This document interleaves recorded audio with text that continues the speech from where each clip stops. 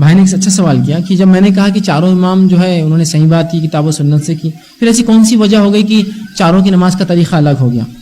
دیکھیے ایسی کوئی وجہ نہیں ہے جس سے ہم بتا سکتے کہ چاروں امام کا نماز کا طریقہ الگ ہے، سوائے اس کے کہ سب میں تکبیر اولیٰ کہنا ہے، سب میں ہاتھ باندھنا ہے، سب میں سمیع اللہ لمن حمیدہ ہے، سب میں رکوع ہے، سب میں سجدے ہے، سب میں 2 رکعت کے بعد قاعدہ ہے، سب میں 3 رکعت والی تو تیسرے پہ قاعدہ ہے، 4 رکعت کی ہے تو پہلا قاعدہ دوسرے پہ ہوگا، دوسرا قاعدہ چوتھی پہ ہوگا، سب کا وہی ہے۔ ہاں تھوڑے بہت مسائل کے اندر فرق ہے جو کہ اجتہادی مسئلے، یاد رکھیے اب یہاں معاملہ آ گیا۔ کسی نے ایسا کہا کہ نماز کو جو ہے ہاتھ مت باندھو اور ہاتھ پیچھے رکھ کے کھڑے رہو، ایسا اس لیے میں نے کہا میجر کوئی پارٹ چینج نہیں ہے، تھوڑی تھوڑی بنیادی کچھ چیزوں میں فرق ہے، یاد رکھیے، جس کو اگر ہم بیٹھ کر سمجھے تو یہ بھی سنت ثابت ہو جائیں گی، کوئی مسئلہ نہیں اس میں، لیکن جب تعصب کا چشمہ پہن لیتے تو پھر تو مشکل ہے کوئی بات سمجھنا، پھر تو بات نہیں تم تو بہکار ہے، تم نے کوئی اسلام کے خلاف کر رہے۔ میں بنیادی سوال کرتا ہوں، حج کرنے کے کتنے طریقے ہیں؟ عمرہ کرنے کے کتنے طریقے ہیں؟ زکات دینے کے کتنے طریقے؟ یہ 2.5% دیتے، انہوں 3.5 دیتے، انہوں 4.5 دیتے، انہوں 5 دیتے، انہوں پوری دولت ہر سال دے دیتے کما کر۔ کتنے طریقے ہیں بتائیں، کتنے طریقے ہیں؟ ایک ہی طریقہ ہے زکات دینے کا۔ روزے رکھنے کتنے طریقے ہیں؟ ان کا فجر کے بعد شروع ہوتا ہے، ان کا ظہر سے شروع ہوتا ہے، ان کا عصر کے بعد، ان کا مغرب کے بعد، ایک ہی وہی تمام۔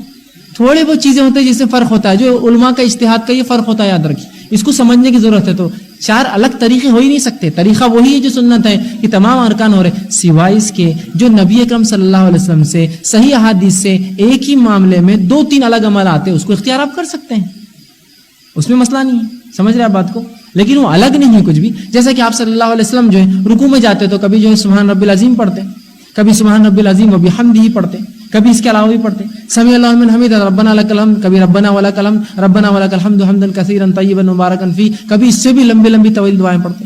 تو اس سے کا طریقہ بدل گیا، طریقہ وہی ہے، دعائیں فرق کر رہی ہے سر، ٹھیک۔ کچھ چیزیں ایسی ہیں جو آپ صلی اللہ علیہ وسلم سے 2 چیزیں ثابت ہے کہ آپ ایسا بھی کرتے تھے، ایسا بھی کرتے تھے۔